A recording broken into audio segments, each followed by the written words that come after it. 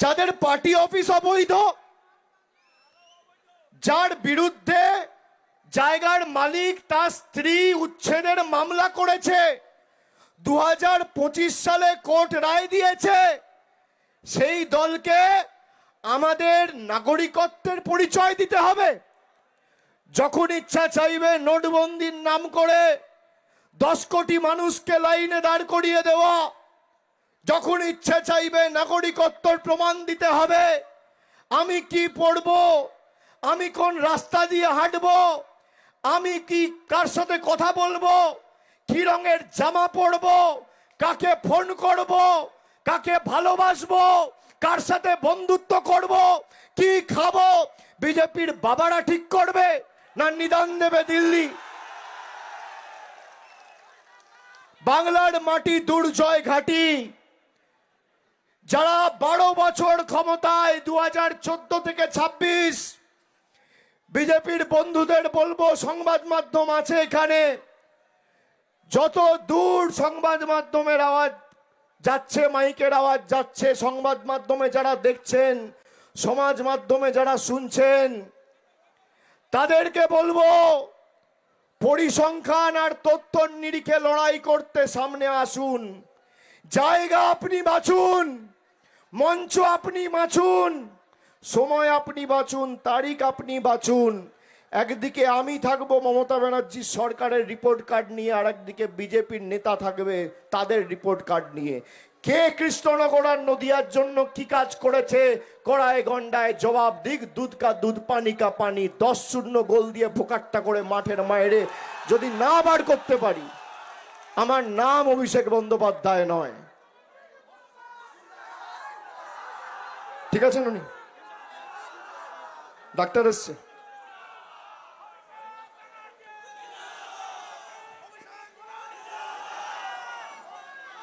গত লোকসভা নির্বাচনে নদিয়া জেলায় যে 2টো লোকসভা আসন আছে, আমাদের দুভাগে সাংগঠনিকভাবে ভাগ করা রয়েছে এই জেলাকে। রানাঘাট সাংগঠনিক জেলা, কৃষ্ণনগর সাংগঠনিক জেলা। Love you two.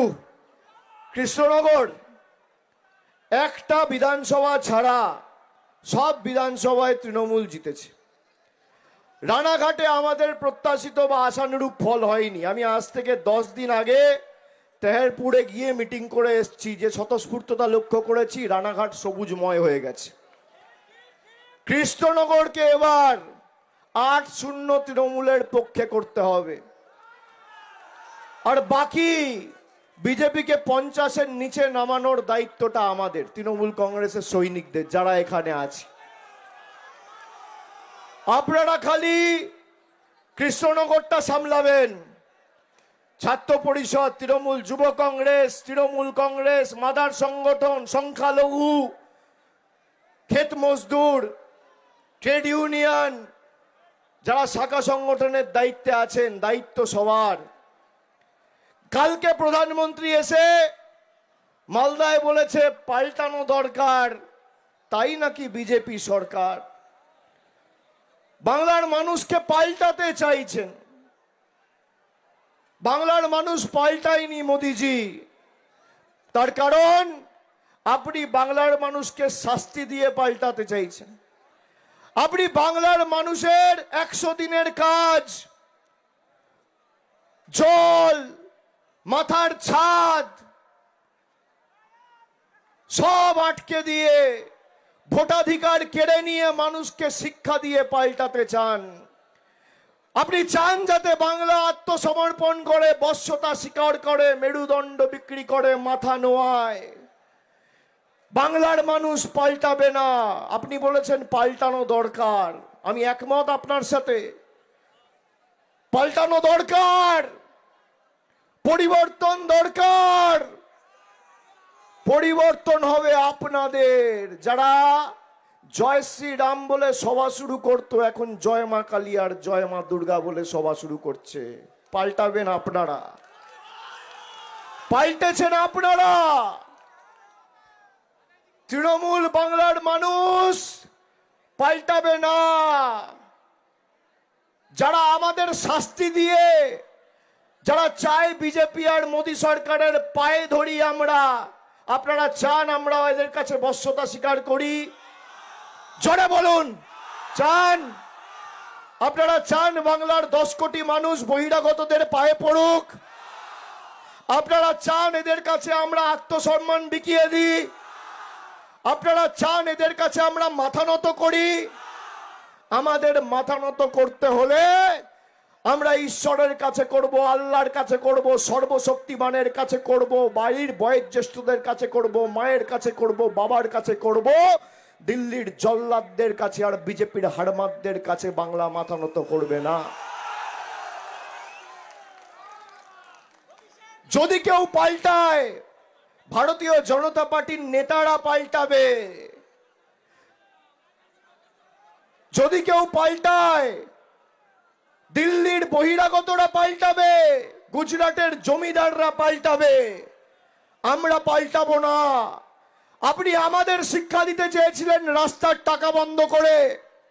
মমতা বন্দ্যোপাধ্যায়ের মানবিক মামাটি মানুষের সরকার এই কৃষ্ণনগরের মাটি থেকে গত মাসে মমতা বন্দ্যোপাধ্যায় নিজে এসে রাস্তাশ্রী পথশ্রী প্রকল্প 4 নম্বর অধ্যায়ের কথা ঘোষণা করেছে, যেখানে 8,000 কোটি টাকা খরচা করে বাংলা জুড়ে 20,000 কিলোমিটার রাস্তা হবে। আপনি 10 পয়সা দেননি, কিন্তু বাংলা থেমে নেই মোদিজি, পাল্টেছেন আপনি।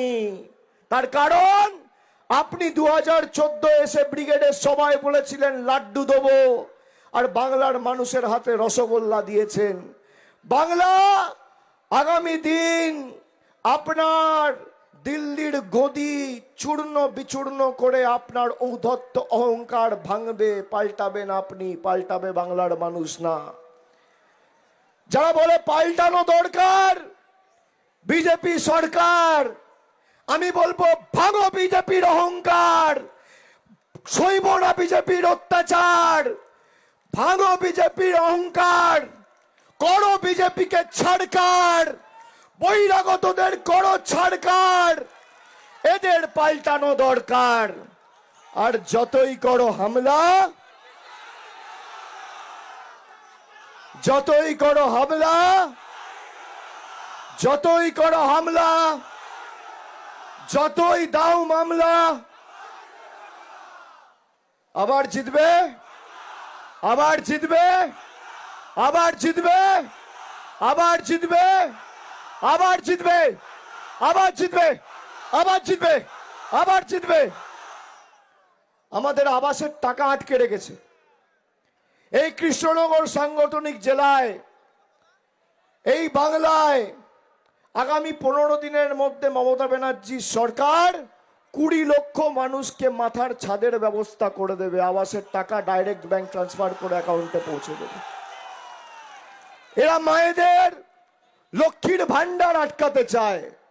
বিজেপির নেতারা বলছে আমি স্বামীদের অনুরোধ করব, যাদের স্ত্রীরা লক্ষ্মীর ভান্ডার পায় তাদের খাঁচায় বন্ধ করে রাখো। মায়েরা শুনেছেন সে কথা? শুনেছেন? আপনারা মাথায় রাখবেন, যতদিন মমতা ব্যানার্জির সরকার আছে আপনার লক্ষ্মীর ভান্ডার কেউ বন্ধ করতে পারবে না। আর এদেরকে খাঁচায় বন্দি করতে হবে, চলবে না অন্যায়, টিকবে না ফন্দি। জনগণের আদালতে মোদি বাবু হতে হবে বন্দি। বন্দি আপনি হবেন। যারা আমাদের বন্দি করতে চায়, 1,30,000 মানুষকে খালি বাংলায় আমাদের হেনস্থা করার জন্য নোটিশ পাঠিয়েছে। লজ্জা লাগে না? আরো 12টা রাজ্যে এসআইআর হচ্ছে। আমাদের বাংলাদেশি বলে, রোহিঙ্গা বলে যারা দাগিয়ে দিয়েছিল, উত্তরপ্রদেশের 4 কোটি মানুষের নাম বাদ গেছে, গুজরাটে 1 কোটি মানুষের নাম বাদ গেছে। সব থেকে কম ডিলিশন যদি কোথাও হয়ে থাকে সেটা আমাদের এই বাংলা। আর এই বাংলায় যেহেতু কম ডিলিশন হয়েছে, নির্বাচন কমিশন আর ভ্যানিশ কুমারকে কাজে লাগিয়ে জোর জবরদস্তি নাম বাদ দেওয়ার ষড়যন্ত্র করছে ভারতীয় জনতা পার্টি। আমরা ইলেকশন কমিশনের অফিসে গেছি, তৃণমূল যে কটা প্রশ্ন করেছে একটারও সদুত্তর দিতে পারেনি।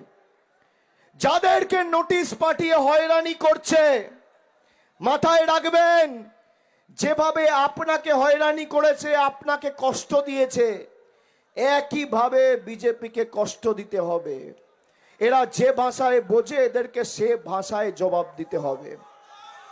আগামী দিন যখন লাইনে দাঁড়িয়ে ভোট দেবেন, জোড়া ফুলের বোতামটা এমন ভাবে টিপবেন পদ্ম ফুলের বাবুরা যেন ভোট বাক্স খোলার সময় চোখে সর্ষে ফুল দেখে। আর যে কটা আবর্জনা এদিক ওদিক পড়ে আছে ছড়িয়ে ছিটিয়ে ছাইপাস ঝেঁটিয়ে বিদায় দিতে হবে এই প্রভু চৈতন্যের মাটি থেকে। যা হিন্দু ধর্মের ধারক বাহক বলে নিজেদেরকে দাবি করে, কি করেছে এরা হিন্দু ধর্মের জন্য? যারা মা দুর্গার বংশ পরিচয় নিয়ে মা দুর্গাকে আক্রমণ করতে ছাড়ে না, আমাদের মনীষীদের আক্রমণ করে। সাহিত্য সম্রাট বঙ্কিমচন্দ্র চট্টোপাধ্যায়কে দেশের প্রধানমন্ত্রী বলছে বঙ্কিম দা। আপনি ভাবুন, ছোটবেলায় যেন একসাথে ক্যারাম খেলতো। স্বামী বিবেকানন্দকে সুকান্ত মজুমদার বলছে অজ্ঞ বামপন্থী প্রোডাক্ট। ঈশ্বরচন্দ্র বিদ্যাসাগরের মূর্তি ভেঙে দিচ্ছে। 10 দিন আগে বাংলায় এসে অমিত শাহ বলছে রবীন্দ্রনাথ ঠাকুর না, রবীন্দ্রনাথ সান্যাল। কবিগুরুর জন্মস্থান জানে না, পঞ্চানন বর্মাকে বলছে পঞ্চানন বর্মন।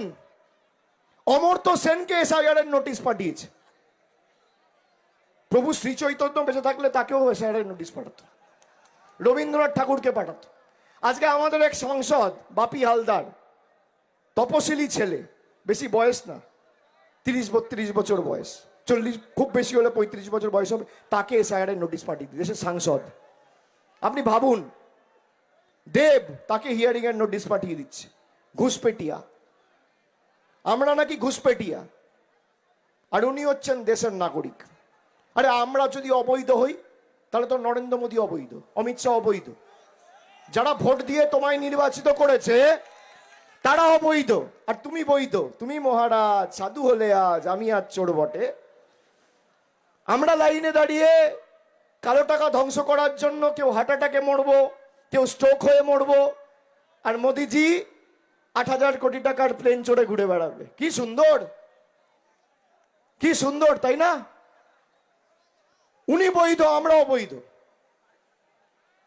এই রানাঘাটের লোকেরা যাকে নির্বাচিত করেছে, আমরা আমাদের এখান থেকে মহুয়া মৈত্র নির্বাচিত হয়েছে, আমি ডায়মন্ড হারবারের সাংসদ। আমি তো বলেছি যে আপনাদের যদি এসআইআর করতে হয় লোকসভা ডিজলভ করুন, আপনি কাশ্মীর থেকে কন্যাকুমারী এসআইআর করুন না, দেখি না কত দম, কে বারণ করছে? আপনার ক্ষমতা থাকলে আপনি মানুষকে ফেস করুন।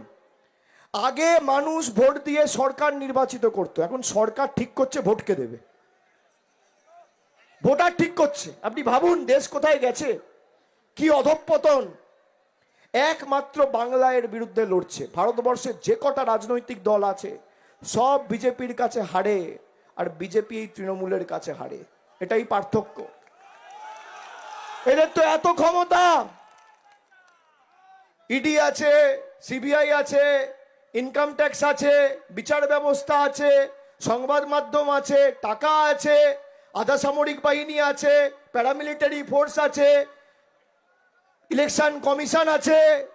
সব কিছু লাগিয়েও হায় রে কপাল, তৃণমূলকে হারাতে পারছে না। তার কারণ এই যে মানুষগুলো, বিয়েতে কি হয়, বড় বউ থাকলে তো বিয়ে হবে, সব আয়োজন আছে, বড় বউ নেই। বিজেপির কাছে সব আছে, খালি মানুষ নেই।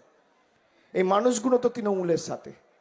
বিজেপির কাছে সব থাকবে, যত অর্থ বল আছে কাজে লাগাও, ইডি লাগাও, সিবিআই লাগাও, ইনকাম ট্যাক্স লাগাও।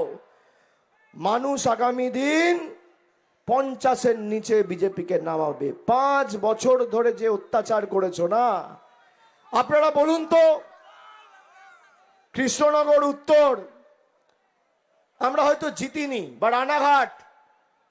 রানাঘাট উত্তর পশ্চিম, উত্তর পূর্ব, কৃষ্ণগঞ্জ, হরিণঘাটা, কল্যাণী, তৃণমূল হয়তো জেতেনি। একজন বলতে পারবে যে এখান থেকে একজন লক্ষ্মীর ভান্ডার পাচ্ছে না? বিজেপি বাংলায় জিততে পারেনি, তাই মানুষকে শাস্তি দিতে হবে, মানুষের টাকা বন্ধ করতে হবে। আচ্ছা 24-এ আবার হেরেছে, তাই মানুষের ভোট ছিনিয়ে নিতে হবে। নিয়ে প্রধানমন্ত্রী এসে জ্ঞান দিচ্ছে পাল্টানো দরকার। তারা ভুলে যাচ্ছে 1905 সালে লর্ড কার্জন এসে এই বাংলাকে ভাঙতে পারেনি। দেশের রাজধানী কলকাতা থেকে দিল্লি তুলে নিয়ে যেতে বাধ্য হয়েছিল, কিন্তু তাও বাংলার মধ্যে বিভাজনের রাজনীতি, সাম্প্রদায়িকতার বীজ বপন করতে পারেনি লর্ড কার্জন। দেশের প্রধানমন্ত্রী আর নরেন্দ্র মোদী আর অমিত শাহ তো কোন ছাড়। আপনারা বাংলাকে ভাঙবেন, যে বাংলা স্বাধীনতা আন্দোলন থেকে নবজাগরণের পথ দেখিয়েছে, সেই বাংলাকে ভাঙবেন। মমতা বন্দ্যোপাধ্যায়কে শিক্ষা দেবেন। একটু সিপিএম এর থেকে ট্রেনিং নিয়ে আসুন, জানুন মমতা বন্দ্যোপাধ্যায় কি জিনিস। 34 বছরের জগদ্দল পাথরকে একা ভেঙে চূর্ণ বিচূর্ণ করে দিয়েছে, মানুষকে সংগঠিত করে। আপনি ভাবছেন ইডি লাগিয়ে, সিবিআই লাগিয়ে, আমার বিরুদ্ধে কত লাগিয়েছে, মহুয়া মৈত্রের বিরুদ্ধে লাগিয়েছে। ইলেকশনের ঠিক আগে সিবিআইকে পাঠিয়ে দিয়েছিল, মনে আছে না? ভুলে গেছে। আবার দেখুন, ইলেকশনের আগে তৃণমূলের তথ্য চুরি করবে। ইলেকশনের আগে আমার ফোনে 2021-এ পেগাসাস ঢুকিয়ে দিয়েছিল, আমার ফোন ট্যাপ করেও ইলেকশন হেরেছে। কি প্লেয়ার, কি খেলোয়াড় আপনি ভাবুন। ফোন ট্যাপ করেও ইলেকশন হারছে, রেডের পর রেড করে ইলেকশন কমিশনকে পকেটে ঢুকিয়েও ইলেকশন হারছে। আমরা ইলেকশন কমিশনকে প্রশ্ন করছি, ইলেকশন কমিশনার আমাদের দিকে আঙ্গুল তুলে কথা বলছে। আরে আমরা মনোনীত, আমরা নির্বাচিত, আপনি মনোনীত। আমাদেরকে মানুষ ভোট দিয়ে নির্বাচিত করেছে। অমিত শাহর দয়ায় আর নরেন্দ্র মোদীর দয়ায় আমরা জিতিনি। আর আন্দোলন তো হবে। আজকে যা লোক হয়েছে না এই মিটিংয়ে, ভাই রোড শোতে 1/3 লোক যদি দিল্লিতে যায় বানের জলে ভেসে যাবে। বাংলায় কথা আছে না, পাগলা খাবি কি, ঝাঁঝেই মরে যাবি। 1/3 লোক যদি দিল্লিতে যায় খুঁজে পাওয়া যাবে না। বাংলার শক্তি কি দেখবে। ওই যে বলছি না, পরিবর্তন হবে, পরিবর্তন বিজেপি নেতাদের হবে। বিজেপির সর্বভারতীয় সভাপতি আজকে বাংলায় এসে বলছে জয় বাংলা। দেশের রাষ্ট্রপতি বাংলায় এসে বলছে জয় বাংলা। আর এমন পরিবর্তন হবে 2026-এর নির্বাচনের পর প্রধানমন্ত্রী বাংলার মাটিতে এসে জয় বাংলা বলবে। এই অঙ্গীকার আজকে আমরা এই সভা থেকে নিলাম। দেখি কার কত ক্ষমতা। বাংলার মানুষের পরিবর্তন হয় না দিল্লির বহিরাগত জল্লাদদের পরিবর্তন হয়, আমরা আগামী দিন দেখব। আমাদেরকে বাংলাদেশি বলা না, জোর জবরদস্তি বাংলাদেশে পাঠিয়ে দেওয়া। দশকের পর দশক, কেউ 50 বছর, কেউ 60 বছর, কেউ 70 বছর, কেউ 100 বছর ধরে এই মাটিতে রয়েছে, তাকে আজকে লাইনে দাঁড়িয়ে নাগরিকত্বের প্রমাণ দিতে হচ্ছে। এদেরকে দেখাতে হবে, বোঝাতে হবে যে বাংলার ক্ষমতা কি। আর বিজেপি এমন একটা দল, যদি এরা আগামী দিন ক্ষমতায় থাকে তাহলে মাথায় রাখবেন আপনার মৌলিক অধিকার কি, আপনি বাড়ি থেকে বেরোতে পারবেন না। আজকে বলছে ভোট দিতে গেলে ফর্ম ফিল আপ করো, কালকে বলবে নিঃশ্বাস নিতে গেলে ফর্ম ফিল আপ করো, বলবে জল খেতে গেলে ফর্ম ফিল আপ করো। আপনারা দেখেছেন আজ থেকে 1 মাস আগে গীতা পাঠ অনুষ্ঠানের নাম করে একটা সংখ্যালঘু নিরীহ ভাইকে সে চিকেন প্যাটিস বিক্রি করছে বলে মারছে, দেখেছেন? 70টা সিট পেয়ে যদি বিজেপি একজন নিরীহ ছেলেকে চিকেন প্যাটিস বিক্রি করছে বলে মারে, এরা যদি বাংলায় থাকতো ক্ষমতায় তাহলে কি অবস্থা করত? 70টা সিট পেয়ে এরা হিন্দু ধর্মের ধারক আর বাহক বলে নিজেদের দাবি করে। আমি এখানে অনেক হিন্দু ভাইদের দেখছি গলায় কণ্ঠি পড়ে রয়েছে। গীতা পাঠ অনুষ্ঠানে যেখানে স্বয়ং শ্রীকৃষ্ণ, আমি একজন হিন্দু, এখানে অনেক সংখ্যালঘু ভাইরা আছে, কোনোদিন ইসলাম ধর্ম বা হিন্দু ধর্ম বা খ্রিস্টানিটি বিভাজনের কথা, আক্রমণের কথা, মেরে দাও, দাঙ্গা করো, হাঁটিয়ে দাও, গুড়িয়ে দাও, এই মন্ত্র শেখায় না। গীতা পাঠ অনুষ্ঠানে যেখানে স্বয়ং শ্রীকৃষ্ণের মুখের বাণী পড়ছে, গীতা একমাত্র হিন্দু গ্রন্থে, হিন্দু ধর্মের মধ্যে একমাত্র গ্রন্থ যেখানে শ্লোকগুলো স্বয়ং শ্রীকৃষ্ণের মুখের বাণী। সেখানে 5ম অধ্যায় 18 নম্বর শ্লোকে, এটা ভালো করে শুনুন সবাই, আমি হিন্দু ভাইয়েরা যারা কণ্ঠি পড়ে এখানে রয়েছেন আর সংখ্যালঘু ভাইয়েরা সবাইকে বলবো এটা ভালো করে শুনুন। গীতা পাঠ অনুষ্ঠানে যেখানে গীতার পঞ্চম অধ্যায় 18 নম্বর শ্লোকে স্বয়ং শ্রীকৃষ্ণ বলছেন, বিদ্যা বিনয় সম্পন্নে ব্রাহ্মণী গবি হস্তিনী সুনিচৈবা স্বপাকে চা পণ্ডিতঃ সমদর্শিনঃ। তার মানে শ্রীকৃষ্ণ স্বয়ং বলছেন যে একটা মানুষ তো বটেই, একটা পিঁপড়ের মধ্যে, একটা কুকুরের মধ্যে, একটা বিড়ালের মধ্যে, একটা হাতির মধ্যে, একটা জন্তুর মধ্যে, একটা জানোয়ারের মধ্যেও আমি বিরাজমান শ্রীকৃষ্ণ। সেই গীতা পাঠ অনুষ্ঠানে বিজেপির তথাকথিত হিন্দু ধর্মের রক্ষাকর্তা জল্লাদরা একজন চিকেন প্যাটিস বিক্রি করছে বলে তাকে মারছে। এই হচ্ছে বিজেপির হিন্দু ধর্ম। যারা মমতা বন্দ্যোপাধ্যায়কে জগন্নাথ ধাম করেছে বলে বাপ্পাপান্ত করেছে, যারা কলকাতায় দুর্গা পূজা করা হিন্দু ক্লাবগুলোর বিরুদ্ধে ইনকাম ট্যাক্সকে লেলিয়ে দিয়েছে, যারা মা দুর্গার বংশ পরিচয় নিয়ে প্রশ্ন করেছে, এই হচ্ছে বিজেপির হিন্দু ধর্ম। 10টা শ্লোক বলতে পারবে গীতার? কোনদিন পড়েছে? হিন্দু ধর্ম কি? আমরা যদি হিন্দু ধর্মে বিশ্বাস করি, আমরা স্বামী বিবেকানন্দের হিন্দুত্বে বিশ্বাস করি, আমরা যোগী আদিত্যনাথের হিন্দুত্বে বিশ্বাস করি না। ভেঙে দাও, গুড়িয়ে দাও, হাটিয়ে দাও, মিটিয়ে দাও। সিপিএম যেভাবে করতো 34 বছর, একটা ফ্ল্যাগ ফেস্টুন লাগানোর অধিকার কারোর ছিল না। আজকে দেখেছেন বিজেপির ডবল ইঞ্জিন সরকার, পাশেই তো ত্রিপুরা। যান একবার খোঁজ নিয়ে আসুন, 20টা লোকের সাথে কথা বলে আসুন। মানুষ রাস্তায় বেরোতে পারে না। মৌলিক অধিকার, গণতান্ত্রিক অধিকার তো দুরস্ত। পুরসভার নির্বাচনে ক্যান্ডিডেটরা ভোট দিতে পারে না। আমরা পুরসভার নির্বাচন লড়তে গিয়ে ক্যান্ডিডেটদের মারা হয়েছে। পুলিশ নীরব দর্শক। এরা বাংলায় গণতন্ত্র নিয়ে কথা বলে।